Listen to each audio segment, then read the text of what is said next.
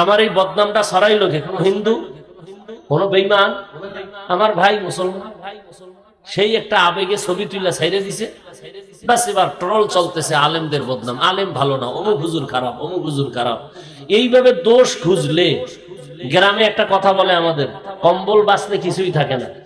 এরকম দোষ ছাড়া আছে কে?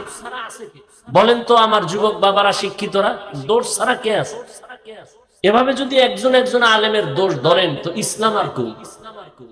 অমুক আলেম খারাপ, অমুক আলেম খারাপ, অমুক আলেম খারাপ, তার এই দোষ, তার এই দোষ।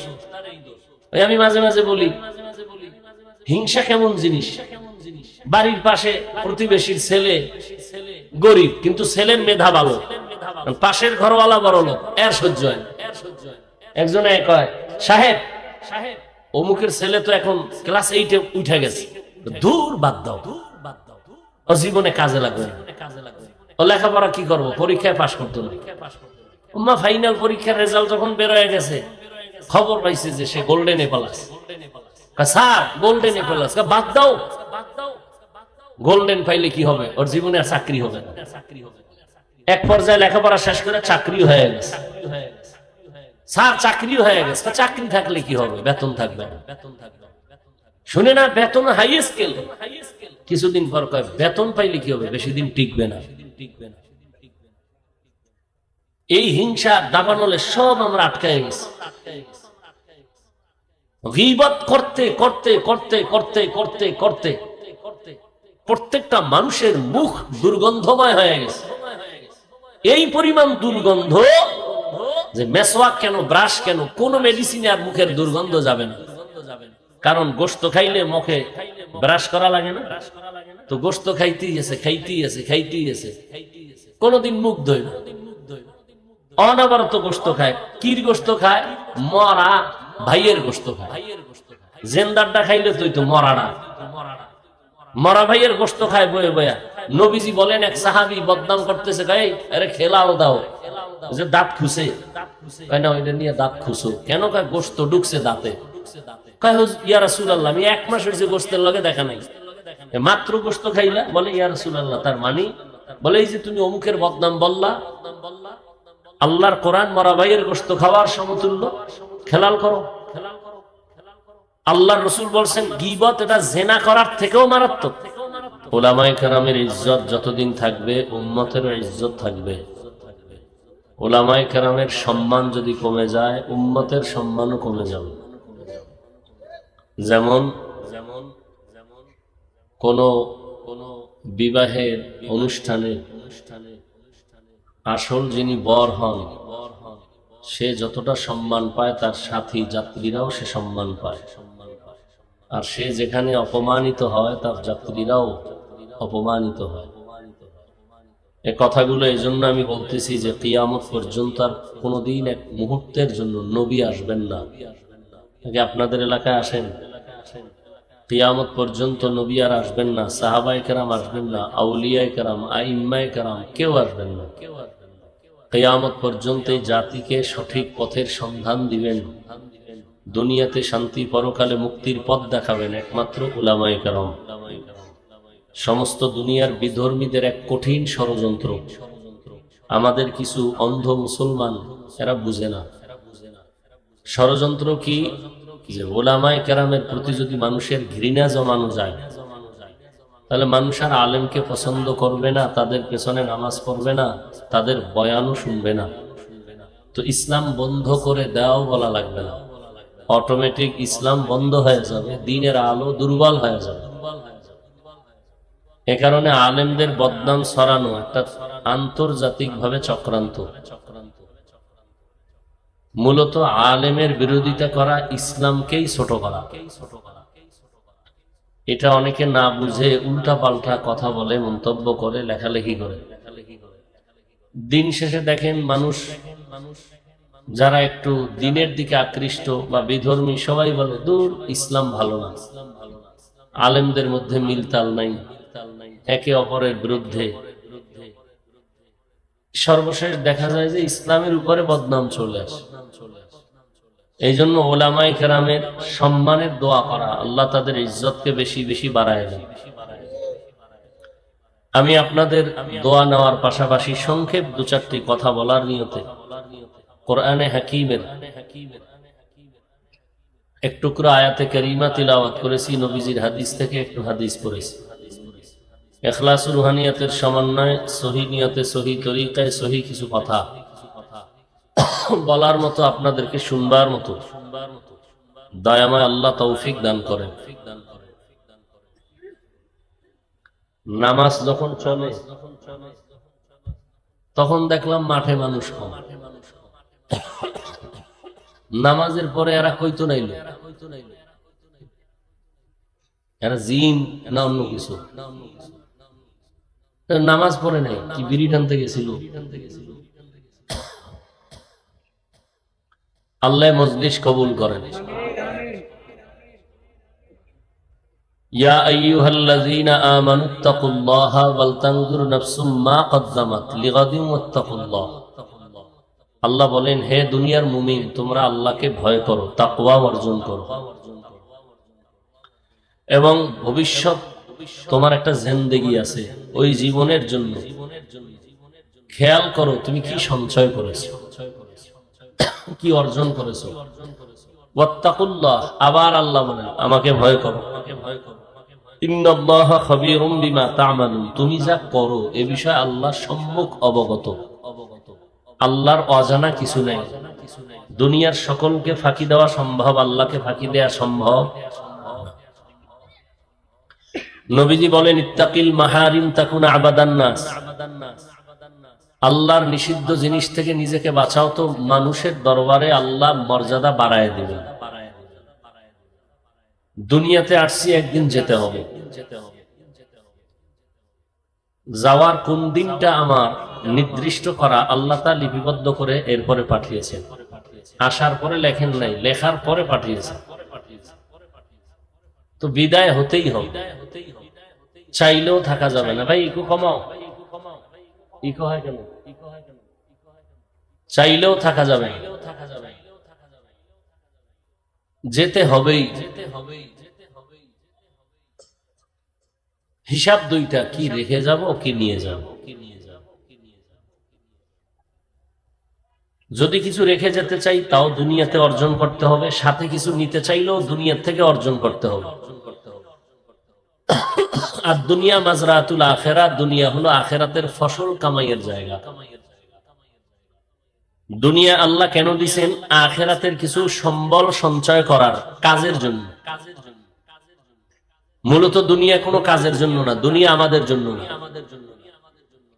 হাদিসে পাকে নবী বলেন, দুনিয়া নামক গ্রহটার সম্মান যদি মান দাম এক বিন্দু বলতে একটা মশার পাখা এই পরিমাণও থাকতো, তো কোনো বেদিনকে আল্লাহ এক ঢোক পানি পান করার সুযোগ দিতেন না। অর্থাৎ এই দুনিয়ার দাম আল্লাহর কাছে মোটেও নেই। তো দুনিয়ায় পাঠাইলেন কেন? আখিরাতের সম্বল সঞ্চয় করার জন্য। এখান থেকে যা আমরা সঞ্চয় করব, মরণের পরের জিন্দেগিতে আল্লাহ এটা আমাকে দিবেন। হায়াত দেখতে না দেখতে অর্ধেক শেষ। যার বয়স 30 বছর, আল্লাহ যদি বাঁচান তা আর 30।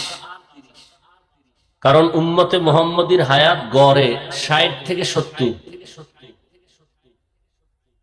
এর বেশি না। তাহলে 30 বছর যার হায়াত শেষ, আর বাকি 30 আল্লাহ বাঁচাইলে বাঁচবে। কিন্তু এই 30 বছরে অর্জন কি করছেন? আমার কলিজার যুবক বাবারা এমন কিছু অর্জন করছে যে বাকি 30 বছরও বিফল। এমন কিছু অর্জন করছে এই 30 বছরে যে আল্লাহ যদি আরো 30 বছর বাঁচায় রাখেন তো এই 30 বছরও নষ্ট। মানি মুসলমানদেরকে দুনিয়া থেকে ঈমান হারা করার জন্য চতুর্মুখী ষড়যন্ত্র চলতেছিল, চলতেছে, চলবে। আমরা বুঝি না। বাংলাদেশে দাঁড়ায় কোনো বেঈমান ইহুদি খ্রিস্টান কোন হিন্দু বলে নাই সকালের মক্তব বন্ধ করে দাও, কেউ বলে না। কিন্তু এমন আকাম করছে, এমন অপকৌশল করেছে, এমন চূড়ান্ত চক্রান্ত করেছে যে মুয়াজ্জিন যখন আজান দিতে উঠে ঠিক সেই টাইমে মা উঠে তার বাচ্চাকে কেজিতে পাঠাবার জন্য। এখন সকালবেলা স্কুলে নিতে হবে সন্তানকে, বই ফ্রি, নাস্তা ফ্রি, গাড়ি ফ্রি। বলা লাগে নাই মক্তব বন্ধ করে দাও, অটো বন্ধ হয়ে গেছে। কিন্তু আমাদের ব্রেন খুব দুর্বল, অনেক ভালো কিন্তু কাজে লাগাই না। দুনিয়ার সমস্ত বিধর্মীদের থেকে মুসলমানের ব্রেন, জ্ঞান, মেধা খুব তাজা। এর মধ্যে আবার 40-এর মধ্যে যাদের মেধা আছে, বয়স আছে, তাদেরটা আরো তাজা। বয়সের কারণে তাদের মেধা একটু দুর্বল। কিন্তু আমার যুবকরা গুনাহ করতে করতে করতে করতে চরিত্র, মেধা সব নষ্ট করে ফেলেছে। দুনিয়ার সব বিধর্মীরা মোবাইল হাতে দিয়ে দিচ্ছে। হুজুরের হাতেও মোবাইল, যে হুজুর না তার হাতেও মোবাইল। হুজুর তো গান দেখবে না, তো হুজুরের কেমনে এই আকামে ঢুকান যায়, তার ইবাদত ক্ষতি কেমনে করা যায়? হুজুর তো গান দেখবে না, মেয়ে দেখবে না, তো কি করা যায়? কয় যে ইউসুফ জুলেখার নাটক বানাও, ফেরাউন আর নমরুদের নাটক বানাও। এই নাটক দিয়া এবার হুজুরদের আটকায় দিছে। হুজুর এখন ইউসুফ জুলেখার নাটক দেখে। আজান হয়ে গেছে, হুজুর নামাজ আসতেছে, এই একটু বাকি। কি দেখেন আপনি? না হারাম কিছু দেখি না। কি দেখেন? ইউসুফ নবীর কাহিনী দেখতেছি। বাস তার অন্তরে ঢুকছে, এটা গুনাহ না। এভাবে দেখতে দেখতে একদিন জামাত শেষ, আর একদিন তার নামাজ কাজা হয়ে গেছে। এক পর্যায়ে এভাবে নষ্ট হতে হতে সে ঈমান আর আমল থেকে অনেক দূরে। যদি এই হয় আমার হুজুরের হালাত, তো আমার উম্মতের হালাত কি হবে? আমি শুরুতেই বলছি, এই জাতি আর কোনোদিন নবী পাবে না, সাহাবী পাবে না কোনদিন, আর ওমর, ওসমান, আলী, কোনদিন আইম্মায়ে কেরাম, ইমাম বুখারী, ইমাম মুসলিম, ইমাম তিরমিজি পাবে না। এই জাতি ইসলাম চিনবে, আল্লাহ চিনবে, জান্নাত চিনবে আলেম দিয়ে। এই জন্য আলেমের উপরে টার্গেট, এদের সম্মান কমাও, এদেরকে বিতর্কিত বানাও। আল্লাহ হেদায়েত দান করে। আর ক্যামেরা তো ওপেন করাই আছে। হ্যাঁ, একজনে হাত দিছে আমার সালাম দেওয়ার জন্য, আমি লঙ্গি বিনতেছি, ফট করে হাত দিয়ে ফেলাইছে। এমনকি আমি লঙ্গি ছাইড়ে দিয়ে হাত বাড়াবো, সে তো হাত দিয়ে ফেলাইছে। আর একজনে ফাট করে ছবি তুলে ফেলাইছে। কি হইলো? হুজুর এই ব্যক্তির সাথে মুসাফা করে নাই, অহংকারী। আমার এই বদনামটা ছড়াইলো কে? কোন হিন্দু, কোন বেঈমান? আমার ভাই মুসলমান, সেই একটা আবেগে ছবি তুলে ছাইড়ে দিছে। বাস এবার ট্রল চলতেছে, আলেমদের বদনাম, আলেম ভালো না, অমুক হুজুর খারাপ, অমুক হুজুর খারাপ। এইভাবে দোষ খুঁজলে, গ্রামে একটা কথা বলে আমাদের, কম্বল বাঁচলে কিছুই থাকে না।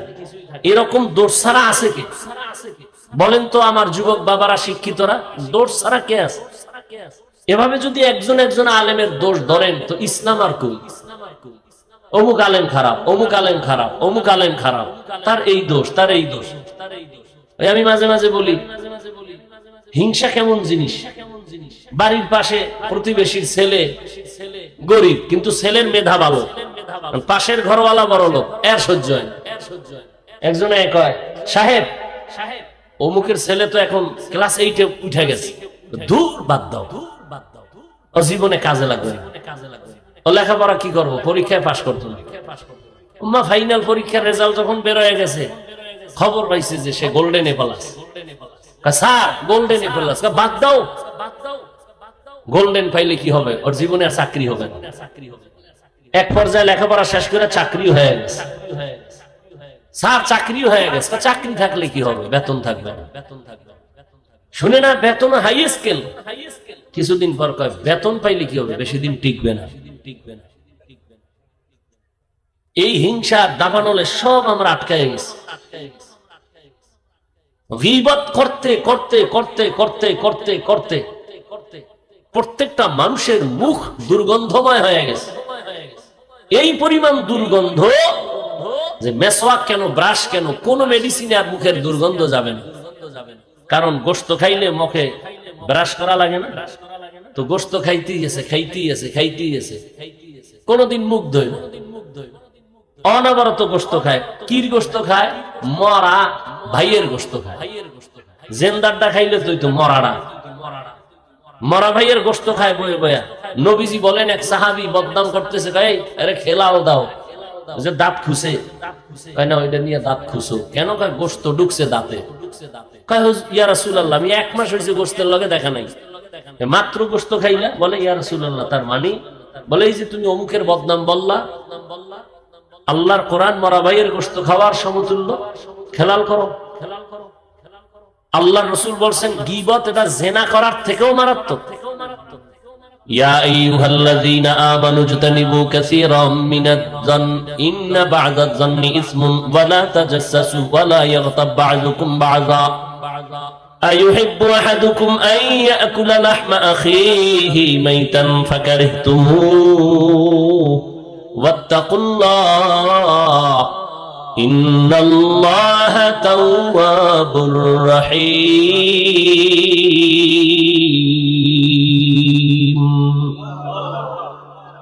আল্লাহ বলেন, হে মুমিন, তোমরা খারাপ ধারণা থেকে নিজেকে বাঁচাও। এমন কিছু খারাপ ধারণা মানুষকে চূড়ান্ত গুনাহের রাস্তায় নিয়ে যায়। আল্লাহ নিজে বলেন, এই মুমিন, তোমরা কি পছন্দ করো তোমাদের মরা ভাইয়ের গোশত খাবা? আল্লাহ বলেন নিজেই ফাকারিহতুমু, না তোমরা পছন্দ করো না। তো আত্তাকুল্লাহ, আমি আল্লাহকে ভয় কর। আমি আল্লাহ ভয় অন্তরে জমা করে গীবত থেকে নিজেকে বাঁচাও। প্রত্যেকটা মুহূর্ত গীবতে আমরা পেছায় গেছি, ঘরের মধ্যে, বাইরে, দোকানে, রিকশায়, গাড়িতে, অল টাইম গীবত। মারাত্মক কবিরা গুনাহ। শুধু কি তাই, গীবতের মারাত্মক একটা ক্ষতি হলো যে ব্যক্তি যার গীবত